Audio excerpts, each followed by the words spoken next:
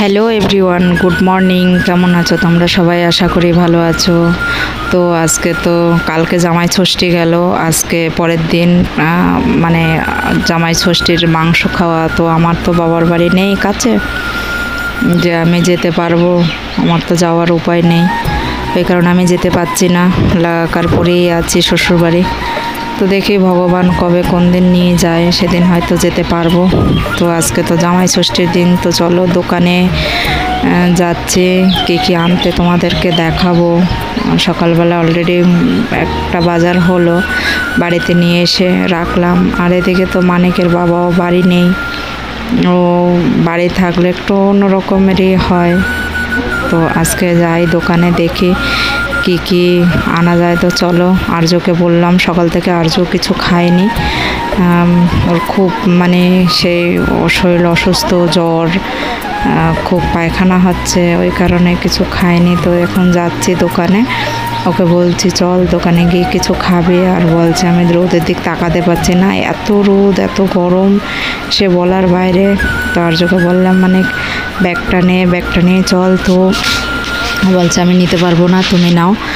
তো আমরা এভাবে করে আস্তে আস্তে করে দোকানে যাচ্ছি। তো সম্পূর্ণ ভিডিওটা তোমরা দেখতে থাকো, দোকানে গিয়ে কী নেব আর দোকানে যাচ্ছি এইভাবে করে। আর এই দেখো রাস্তায় এত রোদ সীমার বাইরে, প্রচুর রোদ। তো চলো ভিডিওটা কন্টিনিউ দেখতে থাকো। দেখো দোকানের কাছে চলে আসলাম, এবার দোকানে যাব। আর হাঁটছি তো, তাই ক্যামেরাটা টুকটুক করে নড়ছে এদিক ওদিক করে, সে নৌকা যেরকম সাগরে ঢেউ খায়, এদিক ওদিক জলে এদিক ওদিক বাড়ি দিলে যখন ঢেউ খায়, তো ওরকম ঢেউ খাচ্ছে হাতে করে নিয়ে। তো এখানে আসলাম, তো জ্যাঠাকে বললাম জ্যাঠা আমাকে তেল দাও, বাজার দাও, জ্যাঠা আছে দাঁড়িয়ে, এবার জ্যাঠার কাছ থেকে নেব। তো যেটা আবার একটু অন্যটা লেখালেখি করছে, তার জন্য আবার একটু দাঁড়িয়ে আছি আমি। তেলের বোতল বের করে দিয়ে অল্প করে তেল নেব, তেল বেশি নেব না, কেননা পয়সায় হবে না, ওই কারণে। তো এবার নেব, যেহেতু রান্না করব আমি, তো ওই কারণে তেল একটু অল্প নেব। তো দেখো বাজার নিলাম, কী আনলাম, তো তোমাদেরকে তো বাজারের উপর দিয়ে দেখালাম টুকটুক করে। আর এখানে দেখো আমার ওই দেখো ভাগ্নির সঙ্গে আমার ছেলে যাচ্ছে আগে করে। তাই আমি বলছি ওর হাতটা ধর, ও দেখো দৌড় মারছে, ওকে রেখে তাড়াতাড়ি করে। তো আমি বলছি ওর হাতটা ধর, গাড়ি আসছে বলে আবার পাশের বাড়ি ঢুকে পড়লো। তো আমি বললাম ওর হাতটা ধরে, দিদির সঙ্গে হাতটা ধরে আস্তে আস্তে করে চলো। তো দেখো হাত ধরে আবার আস্তে আস্তে করে চলে যাচ্ছে, আর আমিও পিছে যাচ্ছি। আর ওই দেখো এদিকে যাওয়া হচ্ছে, এবার বাড়ি যাচ্ছি। তো তোমরা কন্টিনিউ ব্লগটা দেখতে থাকো, আর ব্লগটা অবশ্যই ভালো লাগলে সাবস্ক্রাইব, শেয়ার, কমেন্ট, সাবস্ক্রাইব করে দিও, লাইক করে দিও। আর এখানে দেখো ননদ ধুয়ে শাশুড়িকে মাংস ধুয়ে দিল। আমি আবার বললাম অত ধুইস নে, আগের দিন খুব ধুয়েছিল এই কারণে। তো দেখো এখানে আমি আবার নিয়ে আসলাম জিরে, শুকনো লঙ্কা, এটা পেঁয়াজ, আর এটা রসুন, আর এখানে দেখো 2 পাতা গরম মশলা। তো এগুলো নিয়ে আসলাম আমি দোকান থেকে। এবার সব গুছিয়ে আমি এবার বাটতে বসে গেলাম, কারণ আমার মিক্সার মেশিনটা খারাপ হয়ে গিয়েছে। সে আর একদিন মাংস রান্না করেছিল আমার শাশুড়ি, তো আমাকে বলল যে এটা নিয়ে একটু মিক্সারে মশলা করে দাও। তো করতে গেলাম, সে মিক্সারের উপরে যে ফুলটা হয় না, ওই ফুলটা নষ্ট হয়ে যায়, যেটার সাথে খাপে মেলে আর কি। তো ওটা দেখছি প্লাস্টিকের, সে একদম দুমড়িয়ে গিয়েছে, ওটাতে আর করা যাবে না, ওই কারণে এখন আমার কষ্ট করে শিলনোড়াতে বাটতে হলো। আর শিলনোড়া বাটা মশলা করা খাওয়াটা একটু অন্যরকমই। তো কি রান্না করব সেটাও তোমাদেরকে দেখাবো, কিভাবে কি রান্না করব। তা শিলনোড়াতে বেটে নিচ্ছি, দেখো কীভাবে করে তাড়াতাড়ি করে বেটে নিচ্ছি আমি। তো এখানে শুকনো লঙ্কা, কাঁচা লঙ্কা, জিরে, আদা এগুলো পুরো মিক্স করে ফটাফট করে বেটে নিচ্ছি। তো তোমরা ভিডিওটা দেখতে থাকো, আশা করি ভালো লাগবে। তা অবশ্যই লাইক কমেন্ট করো। আর কিভাবে করে রান্না করি, হ্যাঁ বলতেছিলাম যে ও মানিকের বাবা তো বাড়ি নেই, একা মা ছেলের রান্না। তো টুকিটাকি করে আজকে একটু লেট হয়ে গেল, এই কারণে পাশে একটা মানে অন্য পাড়ার একটা জামাইবাবু এসেছিল, ওনার সাথে আবার একটু অন্য বিষয়ে কথা বলছিলাম বলে লেট হয়ে গেল। তো আমার ছেলে তো এদিকে একদম পুরো পাগল হয়ে যাচ্ছে, তাড়াতাড়ি রান্না করো, তাড়াতাড়ি রান্না করো, ভাত হবে, ভাত খাবো। তো দেখো এখানে আমি লঙ্কা বেটে নিলাম, আলু কেটে ভিজিয়ে রাখলাম আগের থেকে, আর ওখানে আছে পেঁয়াজ কুচি। আর এখানে দেখো কড়াই গরম হয়ে গেল, আগে আলুটা ভেজে নিচ্ছি। তো কড়াই গরম হয়ে যাওয়ার পরে আলুটা ভেজে দিয়ে দিলাম। এবার দেখো এক এক করে জল থেকে তুলে তুলে দিচ্ছি, তো ওই কারণে বারবার হাতে লাগছে তেলের ছ্যাঁকা। তো দেখো আলুটা ভাজা হয়ে গেল, এই দেখো উল্টিয়ে পাল্টিয়ে ভেজে নিলাম, একটু বড় বড় করেই কাটলাম। আর আমার আবার মা মানে আলু না কাটলে বড় বড় ভালো লাগে না, বিশেষ করে মাংসতে আলু বড় বড় কাটতে হবে তবে ভাল লাগে। তো দেখো আলুগুলো ভাজা হয়ে গেল, তুলে নিলাম। এবার তেলটা একটু গরম হলো, এবার আমি তেলের ভিতরে দেব পেঁয়াজ কুচি দেব। তো তোমরা দেখতে থাকো, এখানে পেঁয়াজ কুচি করে নিলাম, প্রায় 200 পেঁয়াজ কুচি নিলাম, যেহেতু 1 কিলো মাংস রান্না করব তো 200 পেঁয়াজ কুচি তো লাগবেই। তো এখানে একটু তেলও বেশি দিলাম। এবার পেঁয়াজগুলো সুন্দর করে যখন এই দেখো নাড়াচাড়া করছি, এইভাবে করে নাড়াচাড়া করে করে যখন একটু ভাজা হয়ে যাবে, তো দেখো ব্রাউন কালার হয়ে আসছে প্রায়, এইভাবে ভাজা হয়ে যাচ্ছে। আর একটু মোটা মোটা করে কেটে নিচ্ছি তো তাই।